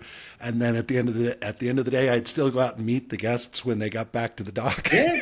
And I'd say, hey guys, how was your fishing today? And it was so funny, because almost to a T, every one of them they would tell me their fishing stories, and they'd look at me and say, how about you? How was your fishing? What did you catch today? And I'm like, oh, you have no clue what I was doing today. Yeah. And then we'd get a group come in with a host, and I'd be like, man, my job is to make him look great. Got a good job right there, right? And it was part of the deal why I've always insisted on wanting to guide if I can. Now, like in the Bahamas, I can't legally guide, but I go out all the time, and I have my own little boat there, so I'm running around and doing stuff all the time. But in Kamchatka at the Oz camp, I took the farthest beat downriver, so we break the river into beats, right? I took what's called the canyon beat, which was the farthest one down, and the most difficult jet boat driving. Probably it's not very hard fishing, but it's a different nature of river, so you had to be a little bit more on your toes. So everybody got to learn it eventually, because I wanted to not have to be there. And I could be up at the flyout program every day, jumping off the helicopter, leading the charge there. And so for me, we do hosted trips all the time in Kamchatka and Alaska we did, but Kamchatka and the Bahamas. And, I think you hit it right on the head. The host is there to make sure the guests are having a good time. He's Mr. Happy, even when things are tough. That's really the host's best job. He's the one that sits down at the table with the most difficult person in the group, so nobody else has to. That's what a trip host is for. I learned that. And I've had good ones, and I've had guys, they run as far away from that guy as they can, right? Or fish in front of him the next day and really get him cranked up. Or fishing. You take a group of 10 guys that don't really know each other, maybe a few of them kind of know each other, and they show up, and you've always got one guy in the group that's not as much fun to spend all day on the boat with. So that's what the host does. The host goes fishing with the guy that nobody else wants to go. So anybody that's listening to this that always feels like, why does the host always want to fish with me? Now you know. Now you know. Because you're the one that nobody else wants to fish with. I shouldn't say that. In Kamchatka, there's so many funny stories. One of my, now I'll have to think of his name in a second, but a Russian guy. He's an attorney by training, and he spoke pretty good English, super good jet boat driver, a little older. He was in his early 50s, and he guided off and on a little bit at the Oz jet boat camp. One of the funniest stories, he said, we get all types, right? And we have a group out of Texas. And I had guided one of them before, and some of them and been before, but the big group of 8 guys, and we're down at the boats, me and Sasha and Cody Wagner, and he says to me, Will, this summer I've seen many high level, not many high level, but some high level fishermen. See many mid-level fishermen. Today, I saw ground zero. Yeah. I'm like, what are you talking about? He says, because we rotated. So all the guests would see a new piece of river every day with a new guide every day. And the guide had his beat. So it was like the third day of the trip. And I said, what are you talking about? He said, you got him tomorrow. You'll see what I'm talking about. Okay. So I take the guy down, and I won't say, but he was a district attorney out of a big municipality in Texas. Smart guy, nice guy, fun guy, Yeah. super good guy. But his hand-eye coordination was as bad as I've ever seen on somebody on a fly fishing trip. But he kind of joked about it. It was cool. But on the Ozernaya, not only was I guiding, and I don't know how much more of this I could do, but we walk the boat down the river. The guests stay in the boat, and we pick the thing apart so no one goes swimming, because we'd have people constantly in the river, right? It's not tough wading, but it's not easy wading, so it's better to walk the boat. And all I had to do was get the guy to hang the fly below the boat and let it hang there, and he's going to catch trophy rainbows all day long. Because I just put him right above where I knew where there's fish. And he'd get it 10 feet out of the side of the boat, and it'd swing on around and it'd hang at the bottom. Boom, trophy rainbow. And I have a whole huge folder of all these giant rainbows. I took pictures of him that day. It's a ground zero folder. Yeah, nice. Yeah, it's funny. So, just so much goes on like that is my business model. It's different than what when I'm in the Bahamas, I'm right there, right, whatever needs to happen. One of the things I always felt about leadership, you've seen the cartoons of, leadership versus whatever, and the real leader versus management or whatever. Yeah, the guy who's out in the front of the pack with the front, ropes over his back, and I always felt that that's the right way. I was always the first guy to pick up a shovel, first guy to split wood, first guy to chainsaw trees, whatever it took to make the situation right for the customer. And for the guys that I'm working with too, man, just some dude standing around giving orders, it's wasted space. But we touched on that when you explained how you got the job in Kamchatka in the first place. When I asked you, like, what was the thing?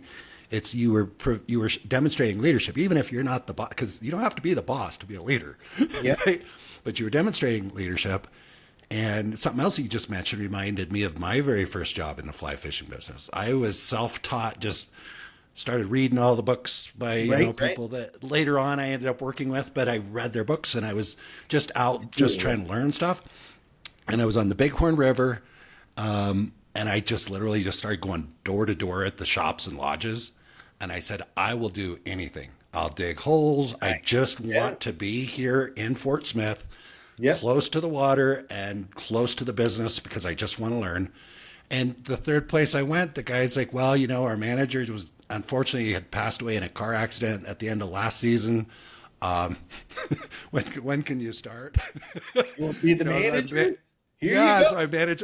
Well, it was one of those. Yeah, you're the manager, but you're also the only employee. So you were there, every morning to introduce the guests to the guides, and sell the flies, and then restock the flies, and then serve breakfast, because we had 6 rooms. So most of the time I was also cleaning the rooms. That's hard work. But my point on what you're saying is that willingness to just jump in and step in. Yep. Had I shown up, I guess if I'd shown up and said, "Oh, I have management experience and I'm a great fly fisherman, and will you give me a job?" I guess in that case, they were desperate. They probably still would have got the job. Yeah, you would have probably. But I think it was that. But I think it's that willingness just in my head is just to say, what, I just want to learn the business. I'll do anything. My family thought I was nuts, but anyway, that's how it works out. On their side of it, they could hire that guy, but would they get the guy who could do what you did, which was do the job? Yeah, right? And I was terrified. I had no idea. I was like, I'm going to run a fly shop and a fishing lodge, and I've never even been with a fishing guide. I rented a drift boat once and Yeah, spun yeah, in yeah. circles down the river. But but we had rental boats, we had rooms, we had all this stuff, and it was just, yeah, it was kind of crazy. But it's just that willingness to just jump in and do things, Yep. which obviously that's how you've gotten to. Why I don't want to put words in your mouth, but it sounds like that's been a lot of your success. So Well, I just think it's part of what you're supposed to do. It just seems so natural, just so natural. I to don't, and, some people, because I could also say when I got the job at Turner Flats, probably 2 weeks in, they had me driving the boat, the transfer boat from the island back to Belize City. Some kid from Wyoming. well, one of the only issues ever is rode the drift boat. if you're that guy, you should expect to get all the jobs. That's what they'll happens. pile it on you. They will pile it on you for sure. Oh, this I guy remember. remember. Man, let's just Yeah, do he'll, everything. and he just has faith in his ability to figure stuff out. Yeah. So I wouldn't just say no. I remember it was 2 months after we'd been there, I'd maybe done the trip 10 times, and it was really bad weather, and we were it's a 48-foot jet boat, and I'm driving it. There's nobody, none of the fishing guides, they'll go in the night before. There's nobody that really knows how to drive a boat, including me. And I'm up there driving the boat, and at some point it's like I turned around and I saw my wife. She's sitting there with her life jacket on, the only one on the boat with her life jacket I on. don't blame him. And all the guests are like, should we get ours? I'm like, oh no. Yeah. Hey, you Because know what? if your spouse does, If you're not a little afraid when you're doing that stuff, that's when you get hurt and when things go awry. yeah, When the guy's got a little fear, he's gonna pay more attention.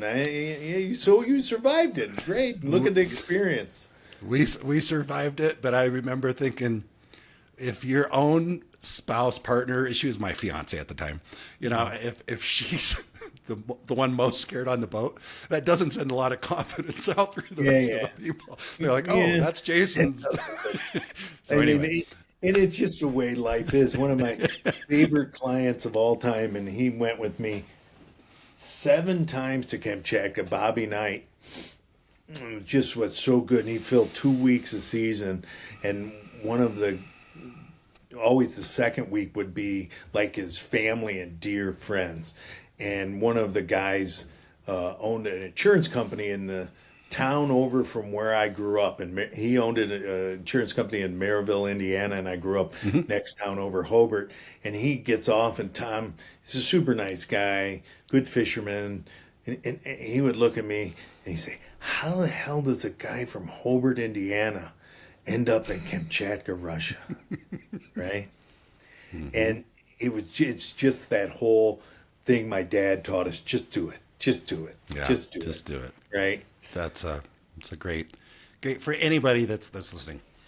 Well, we've discussed a bunch of things. Yeah. I know we could come back and have 3 or 4 more 2-hour long conversations. Probably. But I also want to make sure before we wrap up, is there anything that I forgot to ask you really wish I had asked, or anything, any last moment thoughts you want to share with our listeners before we go? I think the only thing is it's safe to go to Kamchatka. It's going to be an opportunity, a great experience. And you know what? If people don't feel comfortable this year, things are going to change. Next year we'll be there. Nothing's going to change on our end. I'm happy to take in 2 years.